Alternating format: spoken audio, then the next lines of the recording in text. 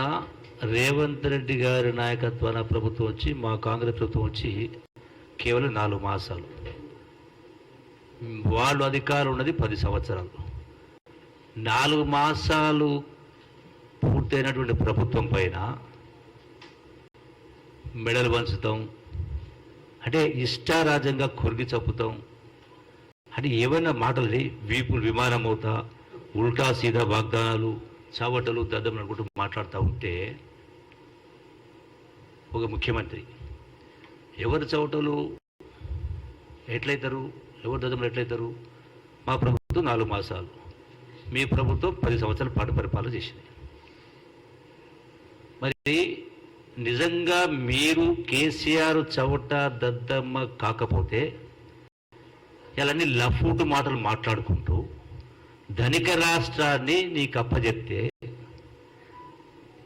అధికంగా వచ్చినటువంటి ఆదాయం హైదరాబాద్ నగరం ద్వారా అధికంగా వచ్చినటువంటి లక్షల కోట్ల రూపాయల ఆదాయం ఇన్ని చేసి వచ్చిన తర్వాత కూడా 8 లక్షల కోట్ల రూపాయలు మళ్ళీ అప్పు చేసి నీవు గొప్ప మేధావి 80,000 పుస్తకాలు చదివినోడు గొప్ప తెలివితోడు ఉన్నాడు.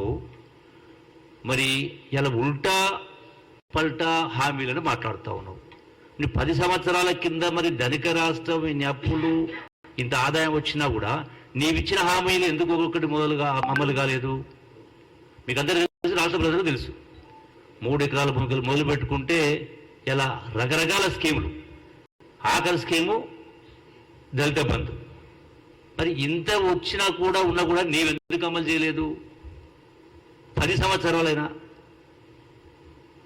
10 సంవత్సరాల అధికారం ఉండి ఇంత రాష్ట్రం ధనిక రాష్ట్రాన్ని నీకు తెలంగాణ అంటే కాంగ్రెస్ ప్రభుత్వం సోనియా గాంధీ గారు తెలంగాణ రాష్ట్రం అప్పచెప్పినందుకు చాలా ధనిక రాష్ట్రం అప్పచెప్పడం జరిగింది. 2,000 రూపాయలు అంటే గనాడు 60 సంవత్సరాల పరిపాలనలో కాంగ్రెస్ పరిపాలనలో 200 రూపాయల పెన్షన్ ఉండింది. నేను వచ్చినాక 2,000 రూపాయల పెన్షన్ చేసినాను అంటున్నావు. ఎట్టకెళ్ళి ఇచ్చినా నువ్వు?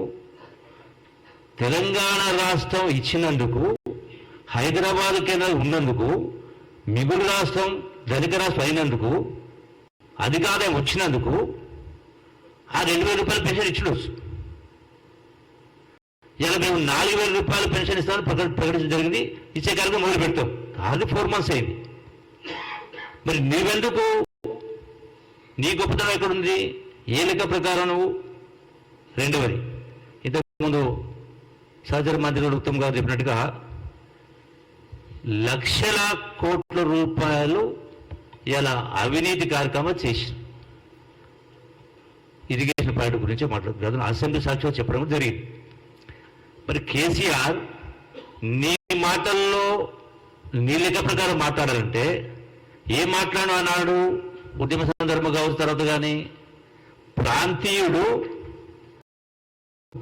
తలదోక లేకుండా మాట్లాడుకుంటూ ఉల్టా చోరుకోతోలకు డంటే విధంగా మాట్లాడుతున్నావు. ఈ 10 సంవత్సరాల్లో ఇవాళ ఎందుకు కరీంనగర్ రైతు పొలాలకు చూడడానికి పోయినావు? 10 సంవత్సరాలు ఎందుకు పోలే? 10 సంవత్సరాల్లో ఎన్నో కరువులు వచ్చినాయి, ఎన్నో వరదలు వచ్చినాయి, రైతాంగం ఎన్నో నష్టపోయారు. ఆ రోజు ఎక్కడ పోయావు? ప్రగతి భవన్లోకి వెళ్ళి బయట కాలు పెట్టలే, సెక్రటరీ అడుగు పెట్టలే, రైతాంగం గురించి పట్టించుకోలే. ఏ రోజైనా నువ్వు రైతులకు పంట నష్టం ఇచ్చినవా? ఇవాళ ఎకరాకు 25,000 రూపాయలు పంట నష్టం ఇవ్వాలని మాట్లాడుతున్నావు. ఎవరి వల్ల పంట నష్టపోయాడు? ఇప్పుడే లెక్కతో చెప్పారు మంత్రి గారు. అంటే మేము వచ్చిన తర్వాత వర్షాకాలం రాలే, నీవు ఉన్నప్పుడే వచ్చింది. గతంలో వరదలు ఎక్కువనే. మరి ఈనాడు మరి ఆనాటి ఎందుకు ఇవ్వలే? 25,000 కదా, 1 రూపాయి కూడా లేదు కదా, 1 నయా పైసా లేదు కదా. పంట నష్టం ఇవ్వలే, వరద నష్టం ఇవ్వలే, కరువు నష్టం ఇవ్వలే, వడగల నష్టం ఇవ్వలే. అయినా కూడా ఇలా ఆడిపోసుకుంటారో విమర్శిస్తారో కాంగ్రెస్ పార్టీని. కాంగ్రెస్ పార్టీ గతంలో రైతాంగానికి సంబంధించి కరువు వచ్చినా పంట నష్టం ఇచ్చింది, వరద వచ్చినా పంట నష్టం ఇచ్చింది, రైతులకు వివిధ రకాల సౌకర్యాలు కల్పించింది. 1 కాదు 2 కాదు. ఈ రోజున నువ్వు ఏ రోజు కూడా ప్రజల గురించి పట్టించుకోకుండా ఫామ్ హౌస్లో వండుకొని ఇష్టారాజ్యంగా పరిపాలన చేసి మాట్లాడుతున్నావు. ఇప్పుడు ఏమంటాడు, ఎక్కడ ఇబ్బందులు వచ్చినా గద్దెల లెక్క వాళ్తా అంటున్నావు. గద్దెల లెక్క ఇయ్యాల వాలేంది, ఆల్రెడీ 10 సంవత్సరాలు వాలిండ్రు, కథలను గద్దెల లెక్క ఎత్తుకపోయారు. నీవు నీ కుటుంబం నీవన్నీ బాగదు. అందుకనే కదా ఈనాటి పరిస్థితి వచ్చింది. అప్పుల కుప్పలు చేసి పెట్టి బంగారు పల్లెలో అధికారం అప్పచెప్పి మాట్లాడింది, అప్పుల కుప్ప చేతికిచ్చి. అయినా కూడా మా ప్రభుత్వం సోనియా గాంధీ గారు చెప్పిన ప్రకారం ఈనాడు రాష్ట్ర రేవంత్ రెడ్డి నాయకత్వాన ఇలా చెప్పినటువంటి 6 గ్యారెంటీలు ఇప్పటికే 5 గ్యారెంటీలు మనం ప్రారంభించడం జరిగింది. ఇస్తా ఉన్నాం, ఒక్కొక్కటి ఇస్తా ఉన్నాం. 4 మాసాలకే నీ ఉలికులికి పడతా ఉంటే ఏమనాలి నిన్ను? నిన్న కూడా మాట్లాడు, ఎన్ని కుర్చేసుకొని మేడిగడ్డలో నీళ్లు పంపింగ్ చేస్తాను. నీవు కుర్చేసుకొని చెప్పిన వాళ్ళు చాలా ఉన్నాయి. మా పాలమూరు జిల్లాలో కుర్చేసుకొని కట్టిస్తానని మాట్లాడినావు. గట్టు ఎత్తిపోత పథకం ఎక్కడ పోయి కూర్చి 10 ఏళ్ళకి వెళ్ళి పనులు ప్రారంభం కాలే. 10 సంవత్సరాల తర్వాత తుమ్మిళ్ళ లిఫ్ట్ 10 సంవత్సరాలు అవుతుంది. 82 ఎకరాలు నీళ్లు మారాలి. ఇలా 20 వేలకు నీళ్ళు వస్తలేవు. ఆనాడు రిజర్వాయర్ కట్టమని చెప్పిండు, ఇప్పటికి ఆ రిజర్వాయర్ ఊసలేదు.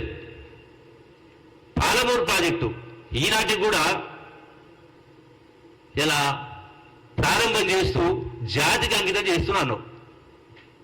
కొద్దిగా సెన్స్ ఉండాలా, బుద్ధి జ్ఞానం ఉండాలి. మాట్లాడితే మామూలు వాళ్ళు మాట్లాడడం వేరు. 10 సంవత్సరాలు ముఖ్యమంత్రి హోదా ఉండి జాతికి అంకితం చేసినవా? ఏమంకితం చేసినావు? నీ వాడికి పోతా అంటున్నావు మిడిగడ్డ కాడి పలుమురు పోదంపా. నీ తలకిలో తప్పులు చేసినా